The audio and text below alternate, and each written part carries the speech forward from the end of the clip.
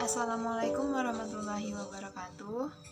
Perkenalkan, nama saya Yeni Anggraini dengan NPM 2101110082. Video ini dibuat untuk memenuhi persyaratan tugas Ulumul Quran. Baik, di sini saya akan mempresentasikan tentang 5 pembahasan. Yang pertama yaitu tentang pengertian Ulumul Quran, yang kedua tentang ruang lingkup dan pembahasan Ulumul Quran, yang ketiga yaitu tentang manfaat mempelajari Ulumul Quran, yang keempat metode Ulumul Quran, dan yang kelima sejarah perkembangan Ulumul Quran. Langsung saja, yang pertama yaitu pembahasan tentang pengertian Ulumul Quran. Menurut bahasa, Ulumul Quran berasal dari bahasa Arab dan merupakan gabungan dari dua kata, yaitu ulum dan Al-Quran. Kata ulum secara etimologis merupakan bentuk jamak dari kata ilmu, dari kata alima ya'lamu ilman. Ilmu adalah salah satu bentuk masdar, artinya pengetahuan dan pemahaman. Arti dari pengetahuan ini adalah pada dasarnya adalah al-fahmu wa al-idrok, atau pengertian dan pengetahuan. Nah, menurut istilah, Ulumul Quran adalah sejumlah pengetahuan atau ilmu yang berkaitan dengan Al-Quran, baik secara umum seperti ilmu-ilmu agama Islam dan bahasa Arab, dan secara khusus adalah kajian tentang Al-Quran, seperti sebab turunnya Al-Quran, nuzulul Al-Quran, nasikh mansukh, ijaz, maki, madani, dan ilmu-ilmu lainnya.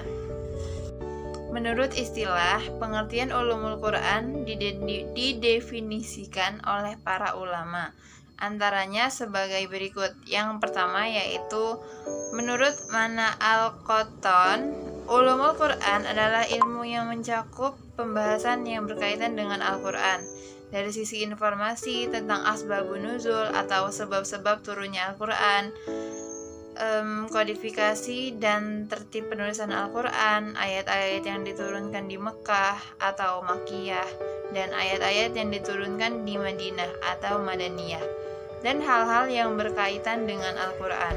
Yang kedua yaitu menurut Muhammad Abdul Adzam Az-Zarqani, Ulumul Quran adalah beberapa pembahasan yang berkaitan dengan Al-Quran dari sisi turunnya, urutan-urutan pengumpulannya, kodifikasi, cara membaca penafsirannya, yaitu kemukjizatan nasikh mansukh, penolakan hal-hal yang dapat menimbulkan keraguan terhadapnya, serta hal-hal yang lainnya. Yang ketiga yaitu menurut Abu Sabbah, Ulumul Quran adalah sebuah ilmu yang memiliki banyak objek pembahasan yang berhubungan dengan Al-Quran, mulai dari proses penurunannya Al-Quran dan penafsiran kemujizatannya, nasikh mansukh, muhkam mutasyabih, serta pembahasan lainnya. Jadi, berdasarkan pengertian Ulumul Quran yang telah dikemukakan oleh beberapa para ulama tersebut, telah dikemukakan bahwa ilmu itu merupakan kumpulan sejumlah ilmu yang berhubungan dengan Al-Quran. Sedangkan secara terminologis, Ulumul Quran didefinisikan ilmu yang mencakup pembahasan-pembahasan yang berhubungan dengan Al-Quran dari segi sebab turunnya Al-Quran, pengumpulan dan urutan-urutannya, pengertian tentang ayat-ayat Makkiyah dan Madaniyah, nasikh dan muhkam, mutasyabih, dan hal-hal yang berkaitan dengan Al-Quran lainnya. Kemudian pembahasan yang kedua tentang ruang lingkup dan pembahasan Ulumul Quran. Ada 6 aspek yang termasuk dalam ruang lingkup dan pembahasan Ulumul Quran. Aspek yang pertama yaitu aspek asbabun nuzul, yang kedua aspek sanad, yang ketiga ada al-qiraah, yang keempat pembahasan lafaz-lafaz Al-Quran, yang kelima pembahasan makna Al-Quran yang berhubungan dengan hukum, yang keenam pembahasan makna. Kemudian yang pertama yaitu tentang persoalan turunnya Al-Quran atau nuzulul Quran. Persoalan ini mencakup 3 hal. Yang pertama yaitu waktu dan tempat turunnya Al-Quran, yang kedua yaitu asbabun nuzul, yang ketiga yaitu tariq Al-Quran. Kemudian yang kedua, persoalan sanad atau rangkaian para periwayat. Persoalan ini mencakup 6 hal. Yang pertama riwayat mutawatir, yang kedua riwayat ahad, yang ketiga riwayat syadz, yang keempat macam-macam qiraat Nabi, yang kelima para perawi dan penghafal Al-Quran, yang keenam tahammul. Kemudian yang ketiga persoalan qiraat. Persoalan qiraat ini mencakup 6 hal. Yang pertama yaitu cara berhenti atau waqaf, yang kedua cara memulai atau ibtida, yang ketiga imalah, yang keempat bacaan yang dipanjangkan atau mat, yang kelima meringankan bacaan hamzah, yang keenam memasukkan bunyi huruf yang sukun kepada bunyi sesudahnya atau idgham. Kemudian yang keempat persoalan kata-kata Al-Quran. Persoalan ini mencakup 6 hal. Yang pertama yaitu kata-kata Al-Quran yang asing atau gharib. Yang kedua kata-kata Al-Quran yang berubah-ubah harokat akhirnya atau mu'rab. Yang ketiga kata-kata Al-Quran yang mempunyai makna serupa atau homonim. Yang keempat persamaan kata-kata Al-Quran atau sinonim. Yang kelima isti'arafah. Yang keenam penyerupaan atau tasbih. Kemudian yang kelima yaitu persoalan makna-makna Al-Quran yang berkaitan dengan hukum. Persoalan ini menyangkut 15 hal. Yang pertama makna umum, yang kedua makna umum am yang dimaksudkan secara khusus, yang ketiga makna umum yang dimaksudkan dikhususkan atau sunnah, yang keempat nas, yang kelima makna lahir, yang keenam makna global atau mujmal, yang ketujuh makna yang diperinci, yang kedelapan makna yang ditunjukkan oleh konteks pembicaraan, yang kesembilan makna yang dapat dipahami dari konteks pembicaraan, yang kesepuluh nas yang petunjukannya tidak melahirkan keraguan, yang ke-11 nas yang muskil ditafsirkan karena terdapat kesamaran di dalamnya. Yang ke-12 nas yang maknanya tersembunyi karena suatu sebab yang terdapat pada kata itu sendiri.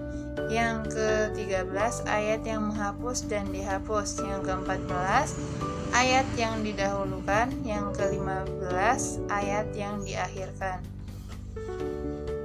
Kemudian yang keenam yaitu persoalan makna-makna Al-Quran yang berkaitan dengan kata-kata Al-Quran.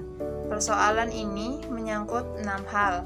Yang pertama yaitu berpisah atau fasl, yang kedua yaitu bersambung atau wasol, yang ketiga itu uraian singkat atau ijaz, yang keenam uraian panjang atau i'nab, yang kelima uraian seimbang atau musawwah, yang keenam pendek atau qasr.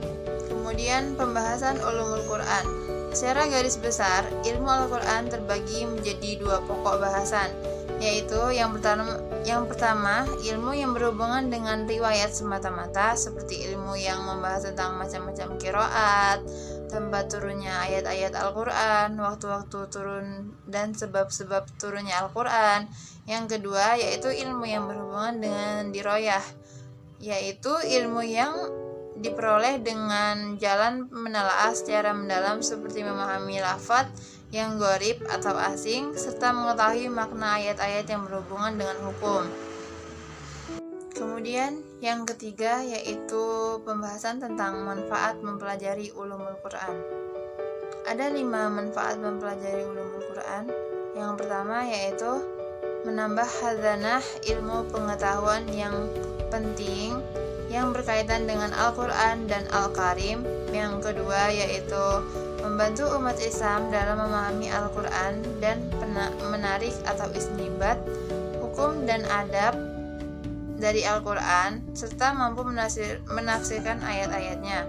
Yang ketiga yaitu mengetahui sejarah kitab Al-Quran dari aspek nuzul atau turunnya, periode tempat-tempatnya, cara pewahyuannya, waktu dan kejadian-kejadiannya yang melatar belakangi sebab turunnya Al-Quran. Yang keempat yaitu menciptakan kemampuan dan bakat untuk menggali pelajaran hikmah dan hukum dari Al-Quran Al-Karim. Yang kelima, yaitu sebagai senjata dan tameng untuk menangkis tuduhan atau keraguan pihak lawan yang menyesatkan tentang isi dan kandungan Al-Quran. Kemudian yang berikutnya yaitu membahas tentang metode ulumul Quran. Ada 4 metode yang termasuk dalam ulumul Quran. Yang pertama yaitu metode tahlili, yang kedua itu metode ijmali, yang ketiga metode muqarin, yang keempat metode maudu'i. Yang pertama yaitu metode tahlili atau analitik, merupakan metode yang paling tua dan paling sering digunakan. Menurut Muhammad Baqir As-Sadr, metode ini disebut sebagai metode tajzi'i, adalah metode yang mufasirnya berusaha menjelaskan kandungan ayat-ayat Al-Quran dari berbagai seginya dengan memperhatikan runtunan ayat-ayat Al-Quran sebagaimana tercantum di dalam Al-Quran. Kemudian yang kedua, metode ijmali atau global. Metode ini adalah berusaha menafsirkan Al-Quran secara singkat dan global dengan menjelaskan makna yang dimaksud tiap kalimat dengan bahasa yang ringkas sehingga mudah dipahami. Kemudian yang ketiga, metode muqarin. Tafsir ini menggunakan metode perbandingan antara ayat dengan ayat atau ayat dengan hadis atau antara pendapat-pendapat para ulama tafsir dengan menonjolkan perbedaan tertentu dari objek yang diperbandingkan itu. Kemudian yang keempat, metode maudu'i atau tematik, yaitu memilih satu tema dalam Al-Quran untuk kemudian menghimpun seluruh ayat Al-Quran dengan yang berkaitan dengan tema tersebut, baru kemudian ditafsirkan untuk menjelaskan makna tema tersebut. Kemudian pembahasan yang kelima yaitu tentang sejarah perkembangan ulumul Quran. Pada hakikatnya, Al-Quran menempati tempat sentral dalam Islam dan menjadi peran sebagai pedoman hidup bagi umat muslim. Al-Quran juga berperan antara kekuasaan dan kesia-siaan. Itu menjadi standar dan perbedaan antara benar dan salah, termasuk menerima atau menolaknya berita apapun yang didasarkan kepada Nabi Muhammad SAW.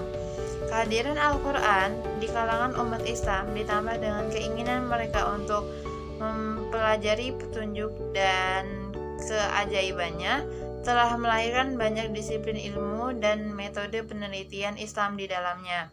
Kemudian fase-fase di dalam sejarah perkembangan ulumul Quran itu ada 3. Yang pertama yaitu fase sebelum kodifikasi. Fase ini sebelum kodifikasi ulumul Quran telah dianggap telah membenih atau telah terjadi sesuatu yang menimbulkan atau memunculkan. Yang pertama yaitu fase sebelum kodifikasi. Pada fase sebelum kodifikasi, ulumul Quran telah dianggap sebagai benih yang kemunculannya sangat dirasakan sejak masa atau sejak zaman Nabi Muhammad SAW. Hal itu ditandai dengan kegairahan para sahabat untuk mempelajari Al-Quran secara bersungguh-sungguh. Kemudian ada 3 faktor yang menyebabkan ulumul Quran tidak dibukukan di masa Rasul dan sahabatnya, yaitu yang pertama, kondisinya tidak membutuhkan karena kemampuan mereka yang besar untuk memahami Al-Quran dan Rasul dapat menjelaskan maksudnya. Yang kedua, yaitu para sahabat sedikit sekali yang pandai menulis Al-Quran. Kemudian yang terakhir yaitu yang ketiga, adanya larangan Rasul untuk menuliskan selain Al-Quran. Kemudian yang kedua yaitu permulaan pada masa kodifikasi. Pada masa ini, proses penyalinan Al-Quran ini dilakukan dengan model tulisan Al-Rasm Al-Utsmani. Model penulisan Al-Quran yang dikenal sebagai ilmu Al-Rasm Al-Utsmani atau Rasm Al-Quran yang dikenal oleh sebagian ulama sebagai dasar atau tonggak awal munculnya ulumul Quran. Lalu pada masa Khalifah Ali bin Abi Thalib, kerancuan dalam berbahasa Arab semakin parah. Kemudian yang ketiga yaitu masa kodifikasi. Di era ini, berbagai kitab tentang ulumul Quran pun ditulis dan dikodifikasikan. Namun, poin yang menjadi prioritas ulama di masa itu adalah ilmu tafsir, karena ilmu tafsir dianggap memiliki fungsi yang sangat virtual dalam proses pemahaman dan penjelasan isi Al-Quran. Mungkin cukup sekian presentasi yang dapat saya sampaikan. Kurang lebihnya saya mohon maaf. Pada Allah saya mohon ampun. Wallahu wafiq ila aqwamit thoriq. Wassalamualaikum warahmatullahi wabarakatuh.